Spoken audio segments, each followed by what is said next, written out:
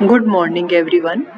BA तृतीय वर्ष के विद्यार्थियों, हमने फांसीवाद की पृष्ठभूमि, फांसीवाद क्या है, फांसीवादी विचारधारा क्या है और फांसीवाद के उदय के क्या कारण थे, उसके बारे में हमने अध्ययन किया था।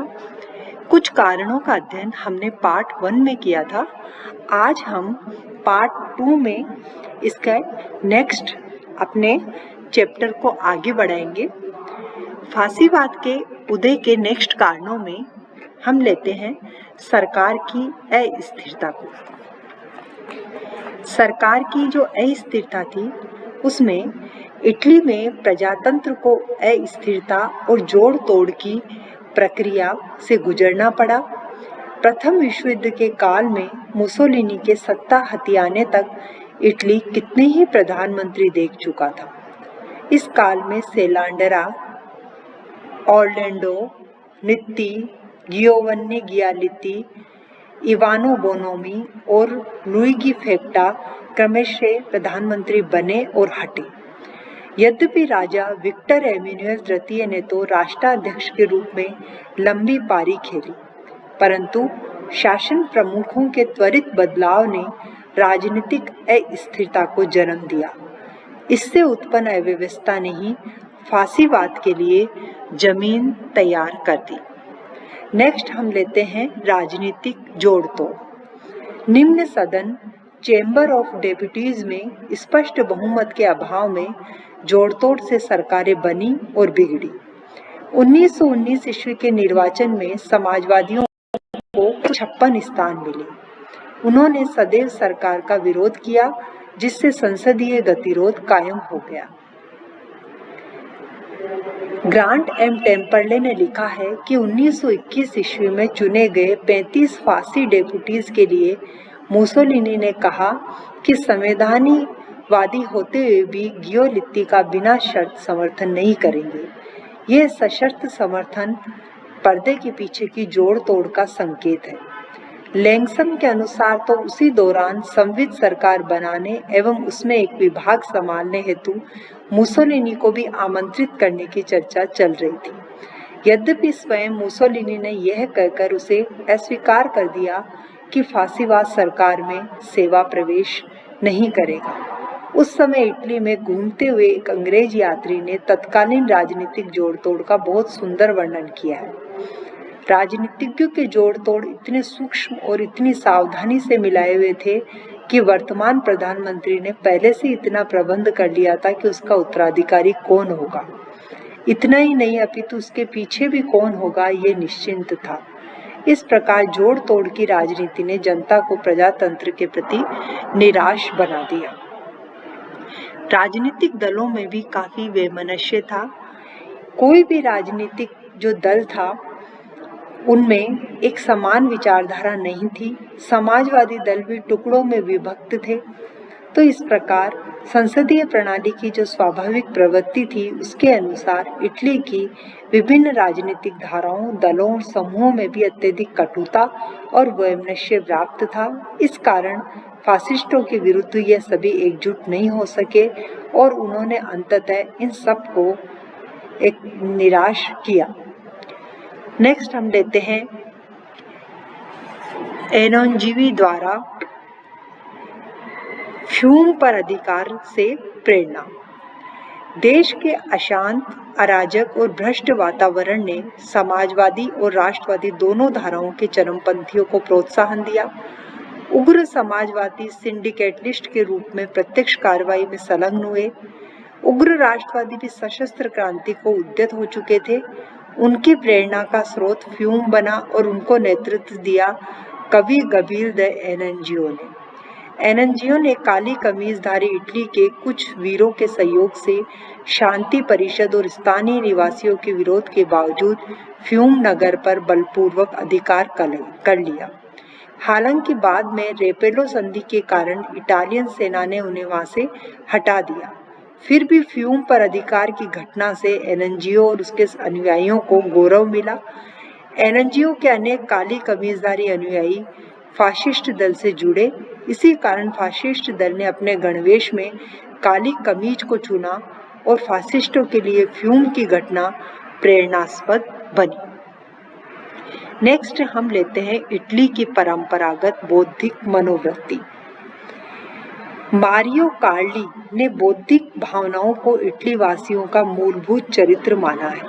उन्होंने अपने शब्दों में लिखा है कि मुझे एक भी ऐसा क्षण बताइए जब हम लड़े ना हो। किनके लिए और किस लिए ये मायना नहीं रखता है। E.H. कार ने भी लिखा है कि 1920 से 1929 में इटली अपनी उपद्रवी और साहसिक युवावस्था में ही था।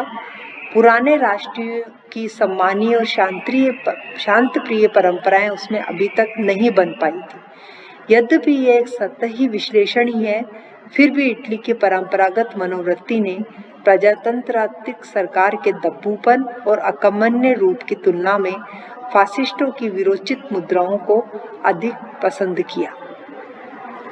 नेक्स्ट हम लेते हैं पूर्व सैनिकों एवं निम्न मध्यम वर्गीय युवकों का समर्थन। निम्न मध्यम वर्ग तीव्र प्रतिक्रिया करता है, चाहे वह परिवर्तन के लिए हो और चाहे परंपरा के संरक्षण के लिए। पूर्व सैनिक भी आर्थिक सामाजिक समस्याओं को उचित विश्लेषण किए बिना सैनिक वृत्ति में ही समाधान देखना चाहते हैं।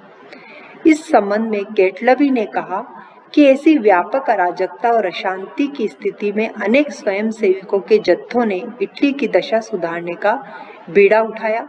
इन स्वयं सेवकों में अधिकतर भूतपूर्व सैनिक थे।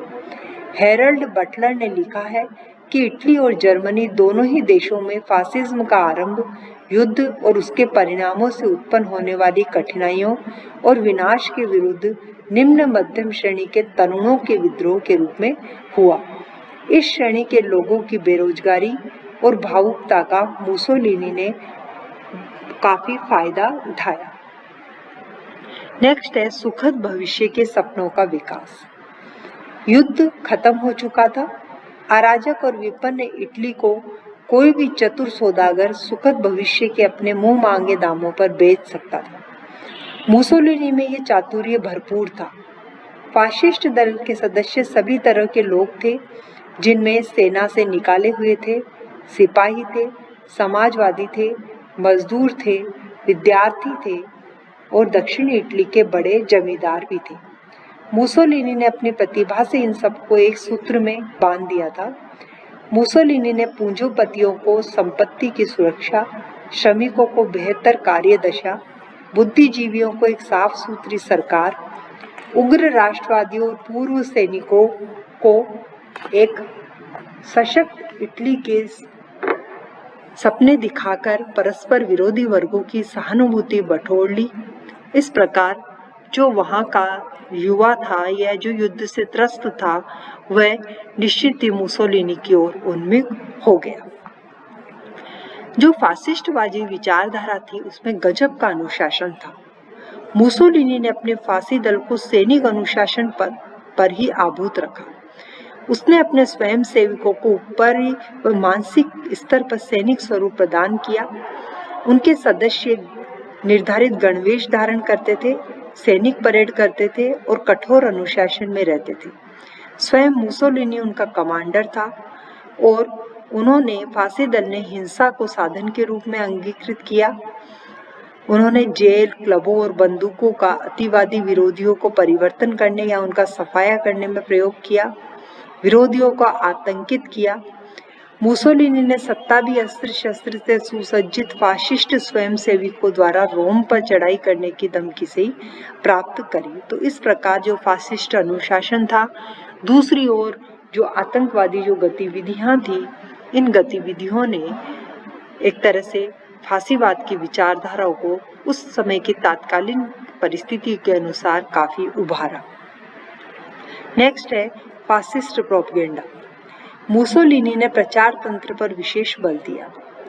उसने प्रिंट मीडिया का अपने विचारों के प्रचार प्रसार में खुलकर प्रयोग किया।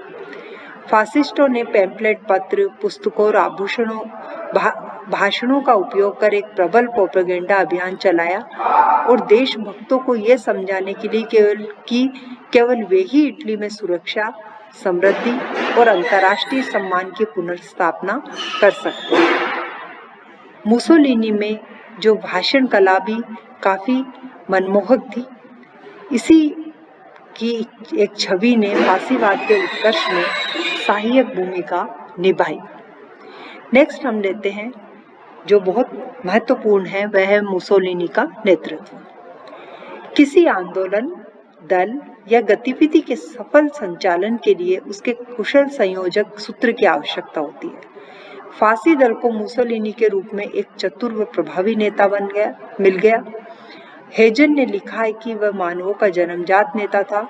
वह जनता से अनुरोध करने की कला जानता था और शीघ्र ही निर्णय करने वाला था।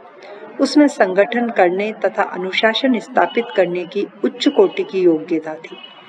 फाशिस्ट दल के जन्म से लेकर उसे सत्ता की चौखट तक पहुंचाने में मुसोलिनी का उत्कृष्ट योगदान रहा है। चूंकि यह दल अधिनायक पर अति केंद्रित था, अतः उसे उत्कर्ष पर पहुंचाने पर उसी की अधिकांश भूमिका थी और उसी के संगठन क्षमता के कारण ही उसका दल 3 वर्षों की अल्पावधि में इटली की एक प्रमुख राजनीतिक शक्ति बन गया और इसी राजनीतिक शक्ति ने आगे का जो राजनीतिक नेतृत्व संभाला और कई जो गतिविधियां उस समय की परिस्थितियों में एक ग्लोबली चल रही थी, उन परिस्थितियों का उत्तरदायित्व भी मुसोलिनी पर ही आया।